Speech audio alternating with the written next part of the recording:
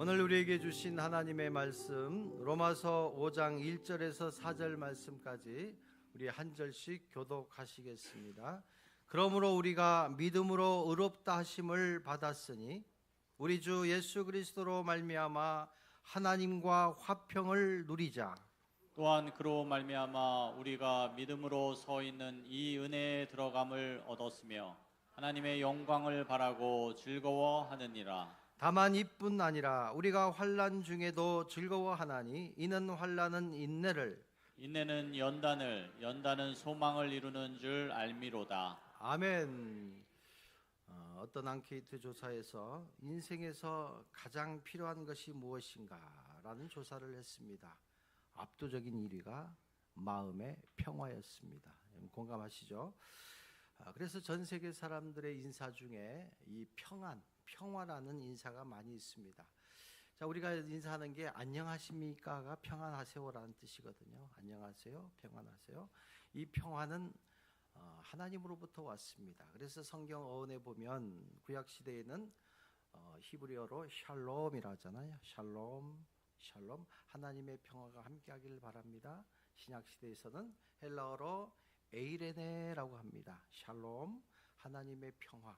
세상에서 주어지는 평화가 아니라, 기쁨이 아니라, 세상에서 얻을 수 있는 사랑이 아니라 하나님께서 주시는 이 끊이지 않는, 마치 우리 안에서 솟아나는 마르지 않는 샘에서 나오는 그 평화, 기쁨, 사랑. 우리는 이것 때문에 우리는 살아갈 수 있습니다. 우리는 날마다 어려운 가운데 있지만 우리 안에 저장되어 있는 이 사랑, 기쁨, 평강을 우리는 그때 그것을 끄집어서 우리는 이 땅에 살아가면서 세상의 어려움들을 대항하며 살아갈 수가 있습니다. 이 평화라는 것은 전쟁과 분쟁, 갈등이 없는 평온한 상태를 얘기를 하고 있습니다. 예수님께서 이 땅에 오시고 부활하신 이후에 예수님은 죽음의 두려움과 불안에 떨고 있던 제자들에게 주신 첫 번째 선물 무엇인지 아시죠? 불안했습니다. 우리의 스승이 비참하게 십자가에 매달려 죽는 그 모습을 보면서 사람들이 우리를 핍박하고, 야, 나도 예수님처럼 언젠가는 죽임을 당할 수밖에 없겠구나라는 그런 두려움과 불안 속에 있을 때 예수님은 십자가에 못 박혀 죽으신 이후에 3일 만에 부활하시고 두려움에 떨고 있는 제자들에게 강력한 하나님의 말씀 메시지를 주셨어요. 그것은 다른 것이 아니라 너에게 평강이 있을지어다. 이 평강은 하나님으로부터 오는 평강을 말씀하고 있습니다. 예수님만이 줄 수 있는 이 평강을 오늘 저와 여러분들에게도 하나님은 허락해 주셨습니다. 자, 우리가 일상적 인사 가운데서도 늘 평화를 얘기하는 것처럼 우리는 역설적으로 말하면 우리 인생 가운데 내적인 평화를 잃어버리고 살고 있기 때문에 평화를 갈망하고는 싶은데 평화가 깨진 상태에 살고 있지는 않은지 생각해 볼 필요가 있습니다. 우리 시대의 위대한 철학자요 신학자인 폴 틸리, 참 신학교 다녔을 때에 이분 얘기를 많이 들었어요. 강의도 많이 들었는데, 자, 이분이 뭐라고 얘기를 했냐면 인간이 내적 평화를 잃어버리고 살아가는 원인을 두려움과 불안이라고 얘기를 했어요. 두려움과 불안감 속에 우리 안에 있는 평화가 깨질 때가 있다. 이것은 죽음에서부터 오는 것이다라고 이렇게 진단하고 있습니다. 어느 날 내가 무로 돌아간다라는 것, 인간의 허무함과 허무함 의식 속에서 찾아오는 이 불안을 얘기를 하고 있어요. 자, 이것을 성경적으로 풀어보면 우리는 죽음을 통해서 어느 날 하나님 앞에 서야 될 하나님의 창조물들입니다. 이것은 성경이 말하는 진리의 말씀인 것입니다. 어느 날 내가 하나님 앞에 섰을 때 죽음을 통과해야만이 우리는 천국 갈 수 있고, 그렇지 않으면 지옥 갈 인생들인데, 우리는 어느 날 하나님 앞에 섰을 때에 그래서 우리 마음 가운데 불안이 오는 거예요. 두려움이 쌓인다라는 거예요. 하나님과의 만날 준비가 되지 않는 상태, 이것이 불안하다라는 거예요. 뒤집어 보면 하나님과의 화평을 이루는 상태, 이것이 바로 하나님께서 원하시는 합격점이 될 수가 있습니다. 오늘 하나님 앞에 섰을 때 나는 하나님으로부터 어떠한 점수를 맞을 수 있을까? 지금 내 안에 하나님과의 화평을 누리고 있을까? 그 하나님의 평강이 우리의 삶을 좌지우지하고 있을까? 사랑하는 성도 여러분, 우리가 하나님과 평화가 이루지 못한 상태에 태어나서 인생을 살아가고 있습니다. 그래서 기독교는 그것을 가리켜서 원죄라고 합니다. 원죄. 이 죄가 하나님과 나와의 사이를 분리시켜 버렸습니다. 이 문제가 해결되지 못한 우리 인간들은 누구나 본질적으로 자신이 평화를 이루지 못하고, 그리고 이웃과도 평화를 이루지 못합니다. 궁극적으로 하나님과 평화를 이루지 못하며 살아가고 있습니다. 그러므로 우리 속에 있는 깊은 죄에 끌리는 속성, 이것을 바로 원죄라고 하고, 우리는 선과 악을 행하고자 하는 마음속, 우리 마음이 선과 악에 대한 갈망이 있습니다. 자, 그런데 신기하죠? 내 안에 악에 끌리는 것이 더 강하다라는 거예요. 부정적인 게 더 강한 거예요. 내 안에 불평이 더 많은 거예요. 왜냐? 자연스러운 거예요. 내 안이, 이미 우리는 죄성을 가지고 태어나기 때문에, 그럼에도 불구하고 때로는 긍정적이고, 때로는 감사가 넘치고, 때로는 우리 마음을 가다듬어서 하나님을 찬양하고자 하는 그러한 마음이 공존하고 있다는 것입니다. 그래서 이러한 우리 인간의 이 경향성을 바로 죄인이라는 거예요. 죄가 있어서 죄인이라는 게 아니에요. 얼마 살지도 않았는데, 교회 나온 지 얼마 안 됐는데 교회에서는 자꾸 죄인이라 하고 그렇잖아요. 내가 얼마나 큰 죄를 지었다고 죄인이라는 거예요. 사도 바울도 하나님 믿고 새 출발했는데 사도 바울이 입속에서 뭐라고 그래요? 괴수. 자, 이 죄인이라는 게 여러분 잘 들어보세요. 우리가 죄성을 가지고 태어난 그 자체가, 우리는 죄로부터 출발하는 거예요. 이 아담은 흙이거든요. 부서지는 거예요. 죄를 지어서 죄인이 아니라 죄인이기 때문에 죄를 짓는 거예요. 이미 우리는 부서질 수밖에 없는 연약한 인간, 이 인간 자체를 죄인이라고 얘기를 하고 있습니다. 사랑하는 성도 여러분, 그래서 우리는 스스로 죄의 문제를 해결할 수 없습니다. 그래서 우리는 기도하잖아요. 하나님, 우리의 죄를 용서해 주시옵소서. 그래서 이 회개가 중요하다는 것을 말씀하고 있습니다. 하나님께 회개하면 반드시 하나님은 용서해 주시고, 어떠한 죄를 지었더라도 하나님은 용서하겠다고 약속해 주셨습니다. 자, 구약 성경에 보면 하나님은 공의의 하나님이셔요. 거룩하신 하나님이셔요. 감히 하나님 앞에 얼굴을 들어서 하나님을 볼 수가 없었어요. 그런데 하나님은요, 용서하시는 하나님, 사랑의 하나님으로 때로는 다가오셨습니다. 십계명을 제정해 주셨고, 율법을 만들어 주셨고, 그리고 사람과의 만남을 통해서 그 죄를 용서해 주고 싶어서 성막을 짓게 했고, 대제사장이 성막으로 들어가면 그 지성소에서 하나님과의 만남을 통해서 지워지지 않는 그 죄의 문제를 해결해 주셨습니다. 이처럼 성경은 일관되게 용서하시는 하나님에 대해서 말씀하고 있습니다. 용서하시는 하나님의 가장 큰 증거는 무엇일까요? 예수 그리스도의 십자가였습니다. 독생자 예수 그리스도께서 우리를 위하여 감당하시고 짊어지신 그 십자가의 사랑, 예수님은 죄인들의 삶의 자리까지 오셨습니다.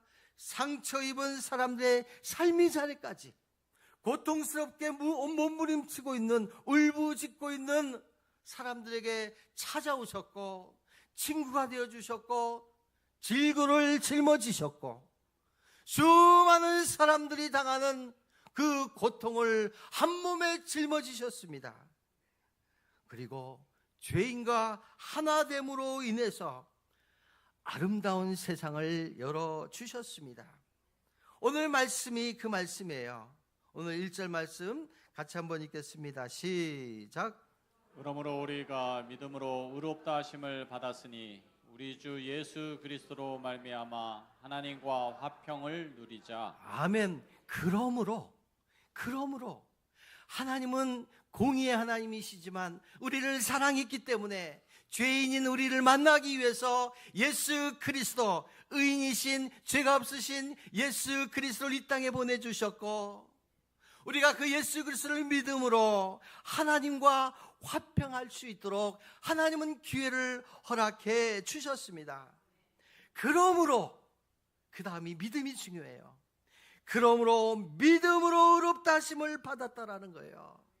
그러므로 우리가 하나님과 화평을 누리자. 능동되잖아요. 누리는 것은 우리의 몫이에요. 하나님은 우리에게 은혜를 주셨습니다. 사랑을 주셨습니다. 구원을 베풀어 주셨습니다. 받아 누리는 것은 우리의 몫이에요. 하나님은 우리에게 날마다 찾아오셔요. 날마다 말씀하셔요. 날마다 용서를 선포해 주셔요. 그런데도 불구하고 아직도 우리는 죄에 묶여 있습니다. 과거에 묶여 있습니다. 이념에 묶여 있습니다. 하나님의 주신 선물을 끌어당겨서 내 안에 심으면 우리는 화평을 누릴 수가 있어요. 사랑을 누릴 수가 있어요. 오늘 그 말씀을 하고 있습니다. 하나님은 내 아버지가 된다. 하나님과의 화평을 얘기하고 있습니다. 성경은 인간이 경험할 수 있는 최고의 축복, 가장 위대한 축복, 블레싱을 얘기를 하고 있어요. 그것은 무엇입니까? 과연 예수님은 누구시길래 하나님과의 화평을 위해서 이 땅에 오셨을까? 로마서 5장 전체가 그 말씀을 하고 있어요. 5장 8절, 9절, 10절, 11절 이 말씀을 여러분들 정독해서 한번 같이 읽겠습니다. 시작. 우리가 아직 죄인 되었을 때 그리스도께서 우리를 위하여 죽으심으로 하나님께서 우리에 대한 자기의 사랑을 확증하셨느니라. 그러면 이제 우리가 그의 피로 말미암아 의롭다 하심을 받았으니 더욱 그로 말미암아 진노하심에서 구원을 받을 것이니 곧 우리가 원수 되었을 때 그의 아들의 죽으심으로 말미암아 하나님과 화목하게 되었은즉 화목하게 된 자로서는 더욱 그의 살아나심으로 말미암아 구원을 받을 것이니라. 그뿐 아니라 이제 우리로 화목하게 하신 우리 주 예수 그리스도로 말미암아 하나님 안에서 또한 즐거워하느니라. 아멘. 믿으시죠? 이 말씀이 구원의 말씀이에요. 우리가 아직 죄인 되었을 때 예수 그리스도께서 우리를 위하여 죽으심으로 하나님의 사랑을 확증하셨다는 게, 십자가는 확실한 우리가 죄사함을 받았다라는 증거다라고 말씀하고 있습니다. 그러므로 우리가 의롭다 하심을 받았으니 구원이 우리에게 있을 수 있었고, 우리가 원수 되었을 때에, 하나님과 분리되었을 때에 그의 아들의 죽으심으로 말미암아 하나님과 화목하게 되었고, 이제 예수 그리스도로 말미암아 하나님 안에서 즐거워하느니라, 기뻐하느니라.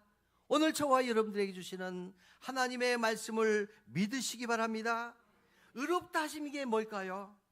다른 말로 말하면 완벽한 죄사함, 용서받았다라는 거예요. 이것을 은혜라고 하는 거예요. 죄사함의 은혜. 죄사함의 은혜보다 더 큰 선물이 어디 있겠습니까? 우리는 은혜를 거저받았습니다. 받을 자격이 없는 사람들에게 베풀어 주시는 하나님의 은혜, 예수 그리스도의 피 흘림 때문에 우리는 하나님과 화평하게 되었고, 이것이 복된 소식이요, 이것이 바로 우리가 이 땅 가운데 살아가는 하나님의 자녀들의 특권이다라는 것을 말씀하고 있습니다. 성경 다음으로 많이 읽혀진 기독교 고전 철로 역정이라는 책이 있습니다. 어느 날 순례자가 고난의 언덕을 넘어갑니다. 자, 우리의 삶이잖아요. 천국 가는 날 동안 고난이 온다 그랬잖아요. 하룻밤 편안한 잠을 자고 싶고, 또한 어떤 집에 가서 그곳에서 안식하고 싶을 때 어느 집에 들어갔습니다. 그 집에 들어갔는데 그 집에 들어가면서 평화라는 문구가 보이는 거예요. 그곳에서 편안히 잠을 자고 아침에 일어났을 때 몸이 너무 가벼운 거예요. 그의 입에서 저절로 나온 노래가 흘러나옵니다. 이 집에 평화를 빈다. 그래서 우리가 어떤 집에 가면 평화 문구가 있잖아요. 너희 집에 평강이 있을지어다. 야, 여기가 어딘가? 예수님의 사랑과 보살핌이 가득한 곳, 고난의 인생길에서 예수님을 만나 예수님을 통해서 용서를 받고 마음에 누리는 놀라운 평화가 깃드는 곳, 그것이 예수 그리스도로 말미암아 세워진 이 교회를 상징하고 있습니다. 이 아름다운 집에 들어갔던 이 순례자는 그곳에서 평화를 체험합니다. 그 집에서 평화를 경험하면서 이제 과거의 고난에서 무거운 짐들을 내려놓고 새로운 길을 출발을 합니다. 이 순례자의 노래, 일부 예배 부르면서 부모님 생각이 나서 제가 울컥을 했는데, 참 우리 부모님들이 참 어려운 시간들을 보내셨잖아요. 그 어려운 시간에 어떻게 살았을까? 정말 이 고난의 순례의 길을 걸어가면서 이 교회를 지켜내셨고 교회를 건축하며 얼마나 많은 고생을 했을까? 추운 겨울날 가운데 장작대에서 이 교회가 연기로 가득하고 마룻바닥에서 무릎을 꿇고 기도했던 그 어머님의, 아버지의 그 신앙, 우리는 그 덕분에 살아가고 있어요. 요즘 젊은 사람들 보면 참 우리 너무 어르신들을 함부로 하는 것 같아요.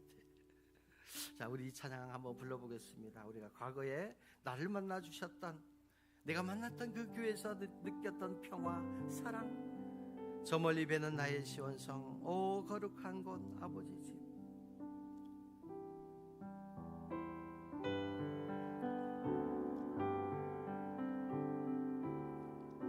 저 멀리 뵈는 나의 시온성,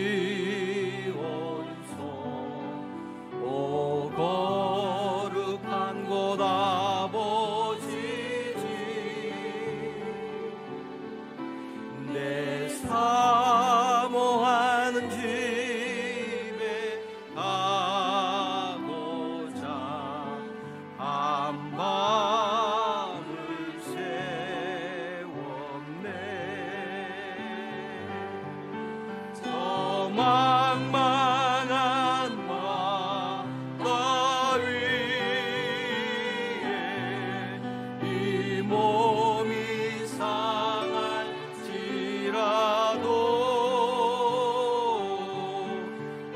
오늘은 이곳 내일은 저곳 주 복음 전하리. 아득한 나의 갈 길 나가고, 아득한 나의 갈 길 나가고, 저 동산에서 편히 쉴 때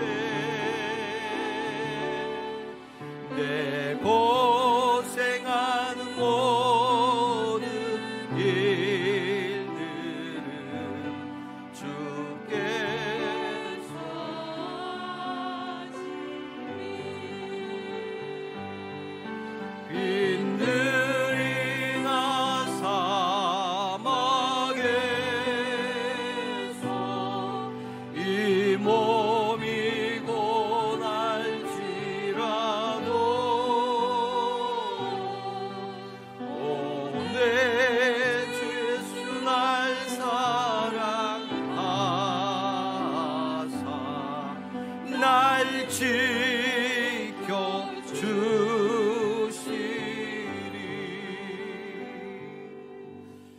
우리는 때로 추억을 먹고 산다 하잖아요.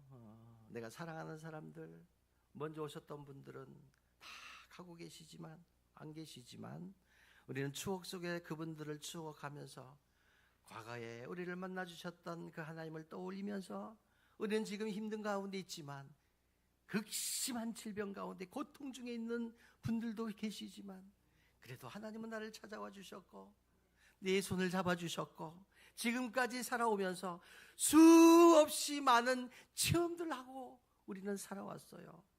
우리 어르신들 그렇게 살아오셨잖아요. 그걸 보여주는 말씀이 2절 말씀이에요. 또한 그로 말미암아 우리가 믿음으로 서 있는 이 은혜에 들어감을 얻었으며 하나님의 영광을 바라고 즐거워하나이다. 이 믿음이 얼마나 중요한지 몰라요. 이 믿음으로 그 은혜의 자리에 들어갈 수 있다라는 거예요. 믿음으로 우리는 천국에 들어가지만 믿음으로 이 땅 가운데 살아갈 때에 하나님 전에 나왔을 때 하나님의 은혜를 경험할 수 있고, 상처받은 영혼들이 하나님의 지위에 와서 하나님의 은혜 속에 치유되고 상처가 회복되고, 그러면서 우리는 세상의 어려운 사람들, 이 세상에 굶주리고 헐벗고 상처 입은 사람들에게 하나님의 사랑으로 그들에게 다가갈 수 있는 그 축복을 먼저 우리에게 주셨다라고 말씀하고 있습니다. 로마서 8장 32절, 31절, 32절에 보시면 그런즉 이 일에 대해서, 이러한 모든 일에 대해서 우리가 무슨 말하리요? 만일 하나님이 우리를 위하시면 누가 우리를 대적하리요? 수없이 많은 적들로 인해서 사단의 우리를 공격하는 일들이 얼마나 많이 있습니까? 세상의 이념들이 있습니다. 세상의 물질 때문에, 세상의 곤고함 때문에, 우리를 넘어뜨리려고 하는 수많은 제도들 때문에 얼마나 많은 고통 속에 살아가고 있어요. 죄로 인해서 갈등 속에 살아갑니다. 죄로 인해서 질병 때문에 우리는 살아가는데, 하나님이 우리를 위하시면 누가 우리를 대적하리요? 자기 아들을 아끼지 아니하시고 우리 모든 사람을 위하여 내주신 이가 어찌 그 아들과 함께 모든 것을 우리에게 주시지 아니하겠느냐? 이 말씀에 이루 받으세요. 자신의 하나밖에 없는 독생자를 나 때문에 내어주신 그 하나님이 어찌 우리를 홀로 놔두게 하겠느냐? 어찌 질병 가운데 울부짖고 있는데 하나님은 외면하시겠느냐? 어떻게 다 떠나고 혼자 남았는데 홀로 두게 하겠느냐? 사실 여러분들이 현실 속에서 큰 화재라든가 지진이라든가 가족들이 한순간에 다 죽었을 때에 그 홀로 남는 사람의 마음을 생각해 보세요. 여러분들도 그런 경험을 해보세요. 그런데 오늘 주시는 말씀이잖아요. 내 아들을 너를 위하여 아끼지 않았는데 세상에 남아있는 너를 내가 홀로 남겨두겠느냐? 이게 은혜입니다. 주님이 우리를 위하여 준비하신 놀라운 은혜, 우리는 그 은혜 속으로 들어가야 돼요. 그 은혜 속에 우리는 교회 와서 만나야 돼요. 그 은혜를 우리가 입어야만이 살아갈 수 있습니다. 누가복음에 보면 두 아들이 있습니다. 두 아들은요, 이 둘째 아들은 그때 유대 나라의 문화는 아버지가 시퍼렇게 살아있는데 유산을 달라고 하면 그거는 아버지에게 씻을 수 없는 상처를 주는 거래요. 큰 죄를 짓는 거예요. 근데 둘째 아들이 아버지에게 찾아갑니다. 아버지, 내 분깃을 나눠주세요. 난 젊을 때 좀 쓰고 싶어요. 아들 못 이기잖아요. 내어줬어요. 아들은 자기 재산을 가지고 서울을 갔습니다. 모으는 건 어려운데 쓰는 건 한순간이잖아요. 한순간에 다 탕진을 합니다. 다 탕진을 하고 이제 어떻습니까? 모든 건 낭비하니까 손에 아무것도 없으니까 누가 생각나요? 집이 생각납니다. 어머님의 품이 생각납니다. 아버지가 그리워집니다. 아버지는 풍족했는데, 아버지는 먹을 것이 많았는데, 그래도 아버지의 울타리 안에 있을 때는 내가 행복했는데 다 낭비하고 나니까 아버지 앞으로 갑니다. 그런데 탁 걸리는 거예요. 뭐가 걸렸을까요? 아버지 만날 걱정이 생깁니다. 그것이 바로 용서라는 거예요. 용서받기 위해서 전 단계가 뭐냐면 불안과 두려움이에요. 죄로 인해서 내가 아버지에게 상처를 줬는데 내 안에 남아있는 것은 불안과 두려움. 과연 아버지는 날 용서하실까? 과연 아버지는 나를 받아줄까? 그 마음 속에 서울에서 내려가면서 시뮬레이션을 합니다. 연습을 해보는 거예요. 어떻게 연습했을까? 아버지 만날 용기를 가지고, 아버지 용서해 주세요. 내가 아버지에게 큰 죄를 지었습니다. 이렇게 말하리라.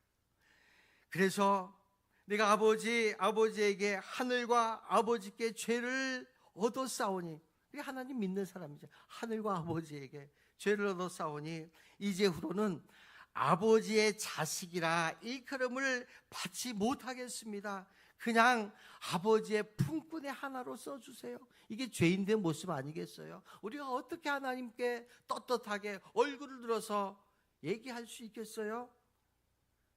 자, 그래서 집으로 돌아옵니다. 집으로 돌아가는 발걸음이 너무 무겁습니다. 자, 동네가 보이고 집이 보이는데 어느덧 아버지는 달려오고 있었습니다. 아들의 무거운 한 걸음이 옮겨질 때 아버지는 10걸음으로 달려오셨습니다. 그리고 추한 몰골, 더럽혀진 남루한 옷에 돌아온 아들을 받아 안고 입에 뽀뽀를 합니다. 입맞춤을 합니다. 조건 없는 용서, 무조건 사랑을 합니다. 거기서 끝나지 않습니다. 돌아온 아들에게 새로운 반지를 끼워줍니다. 너는 종이 아니야. 어떤 뜻일까요? 당당한 내 아들이야. 그리고 신분의 회복을 선포해 주십니다. 남루한 옷을 새 옷으로 입히고, 그리고 신발을 신겨줍니다. 너는 이제부터 새 출발해야 돼. 과거로 돌아가면 안 돼. 새로운 인생을 살아야 돼. 새 신발을 신겨주고 동네 사람들을 불러 모읍니다. 그리고 손을 잡고 잔치를 벌여줍니다. 내 아들은 죽었다가 다시 산 아들이라. 이 내용이 바로 렘브란트 최고의 작품 탕자의 귀환이라는 그림에 나와 있어요. 렘브란트 이 그림을 그릴 때는 그는 노년기였습니다. 재물을 다 잃어버리고 명성을 다 잃어버리고, 참 신기하게 가족들이 먼저 갔어요. 두 아내도 먼저 죽었어요. 하나밖에 없는 아들 티투스라는 아들이 있었는데 그 아들마저 세상을 떠납니다. 절망입니다. 뭘 의지하겠어요? 그때 비로소 자신이 하나님 앞에 탕자임을 깨닫게 되는 거예요. 모든 것들이 사라졌을 때 그곳에서 하나님의 빛이 보이기 시작한 거예요.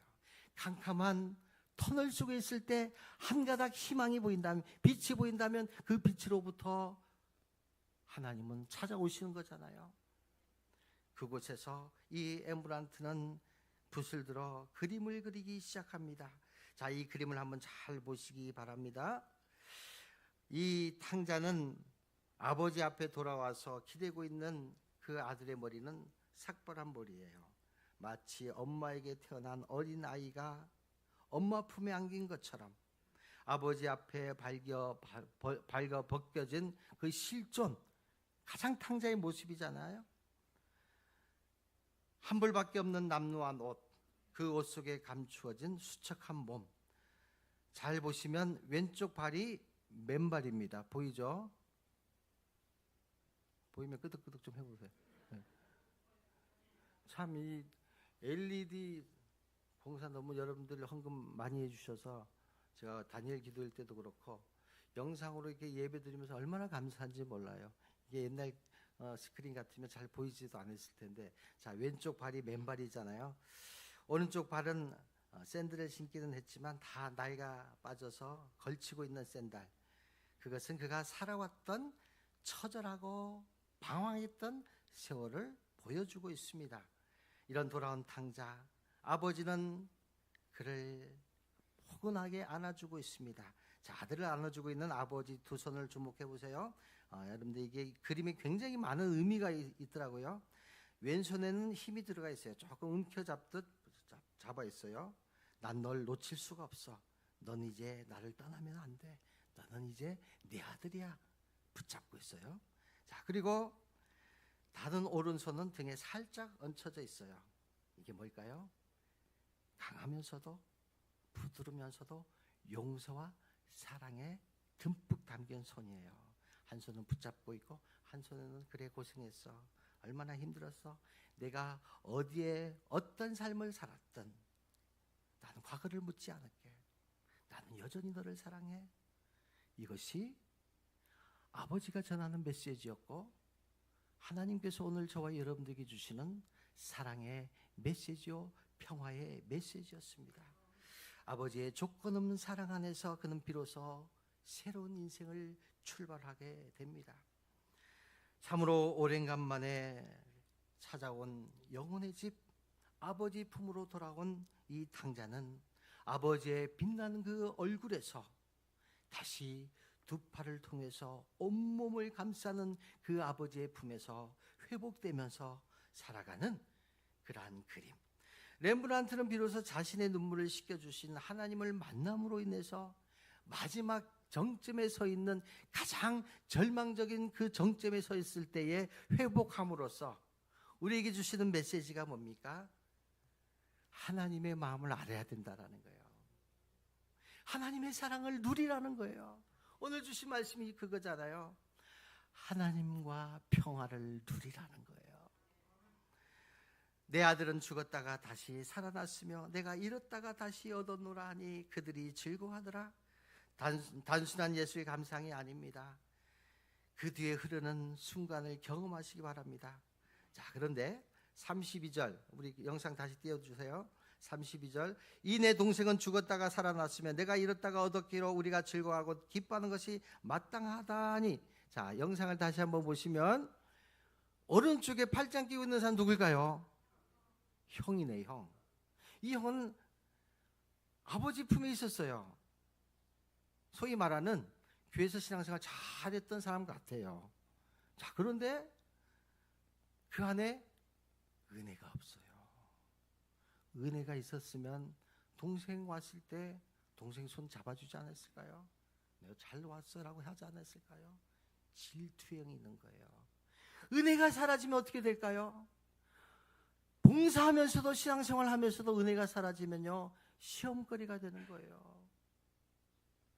이 그림이 보여주는 장면이 저와 여러분들은 하나님의 은혜 받고 우리를 살아가고 있어요. 은혜 속에 우리는 들어가고 있습니다. 그러면서도 한 번도 집을 떠나지 않으면서 집 안에 있으면서도 진정한 사랑과 용서를 경험하지 못한 그 큰아들을 보면서 우리에게 주시는 메시지는 다른 게 아닙니다. 이 평화를 누려야 된다라는 거예요. 이 평화 속으로 쑥 들어가야 돼요. 그래야만이 우리 안에 평화가 흘러넘칠 수가 있습니다. 수고하고 무거운 짐진 자들아 다 내게로 오라. 내가 너희를 편히 쉬게 하리라. 오늘 예수 그리스도께서 오늘 저와 여러분들 초대하고 있습니다. 내가 길이요 진리요 생명이다. 나로 말미암지 않고는 아버지께로 갈 자가 없다라는 거예요. 예수 그리스도를 통하지 않고서는 천국에 갈 수 없다라는 것을 믿으시기 바랍니다. 예수 그리스도를 통해서만이 이 땅에 살아갈 동안 마음의 평화를 누리며 살아갈 수 있어요. 하나님을 믿으면서도 불안감, 두려움 속에 살고 있는 성도들이 있다면 다시 한번 오늘 하나님의 말씀, 우리를 위하여 평화의 왕으로 오시는 그 예수 그리스도, 오늘 찬양심 참 최고였잖아요. 임마누엘, 우리가 함께하기 위해서 찾아오시는 그 임마누엘, 그 예수 그리스도님 오시는 분을 우리가 마음문을 열어서 받아들이면 돼요. 마음문을 열어야 됩니다. 마음문을 열고 내 생각을 내려놓고 내 고집을 내려놓고 내 신념을 내려놓고 그 예수 그리스도를 마음속에 받아들이고, 그리고 이번 성탄절 정말 하나님께서 주시는 그 놀라운 기쁨을 받아 누리시고, 이 성탄절에 하나님을 마음껏 찬양하며 올 한 해 잘 마무리해서 다가오는 2026년이 무슨 때인 줄 아세요? 막 달려가야 돼. 올해 너무 빨리 지나서 너무 빨리, 벌써 연말이야. 벌써 말띠네. 보니까 말띠예요. 난 이런 거 띠들 잘 몰라요. 사람들이 물으면 뭐 돼지띠다, 원숭이띠다. 왜 내가 왜 원숭이띠고 내가 왜 돼지띠냐라고 할 정도, 그 자체를 모르니까. 근데 말띠래요. 달려가야 되는데 준비되면 달려갈 수 있어요. 불안하지 않을 수 있어요. 2026년 정말 잘 준비해서 2026년 맞이하시는 저와 여러분이 되시기를 주님의 이름으로 축원합니다. 우리 사랑하는 나의 아버지, 찬양 부르며 하나님께 예물 드리겠습니다.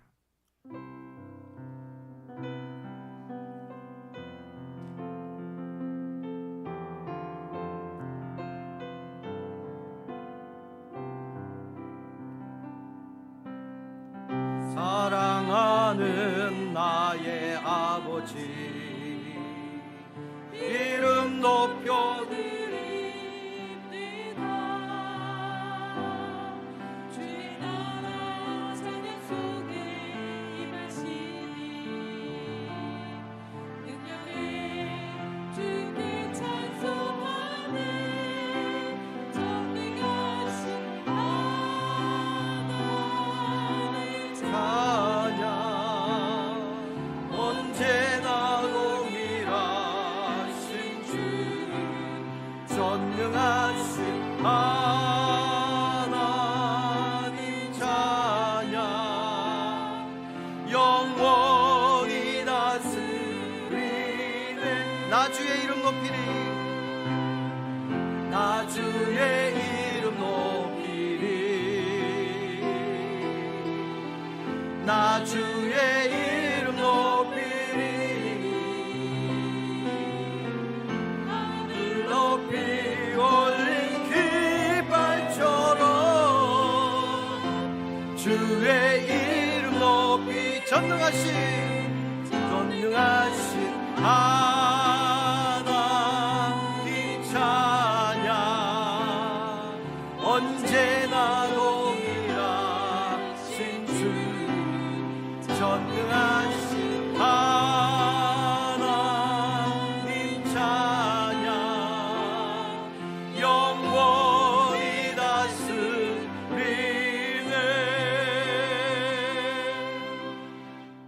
고마우신 아버지 하나님, 감사합니다.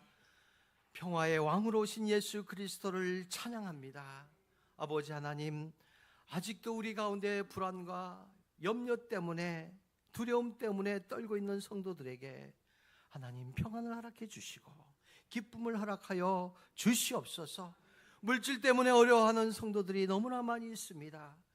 물질의 복을 허락해 주시고 2026년도에는 모든 것들이 다 풀어지는 역사가 일어날 수 있도록 역사하여 주시옵소서. 아버지, 몸의 질병 때문에 암 투명 중에 있는 성도들, 병원에서 하나님의 은혜를 사모하는 성도들, 또한 수술을 통해서 아버지 하나님 회복을 원하는 성도들, 아버지 하나님 홀로 남아있는 분들, 아버지 하나님 우리의 형편을 다 아실 줄로 믿습니다.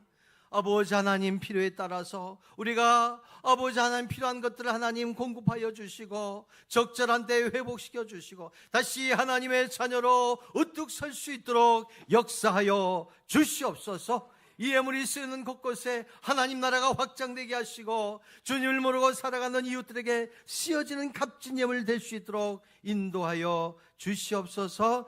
예수님의 이름으로 축복하며 기도하옵나이다. 아멘.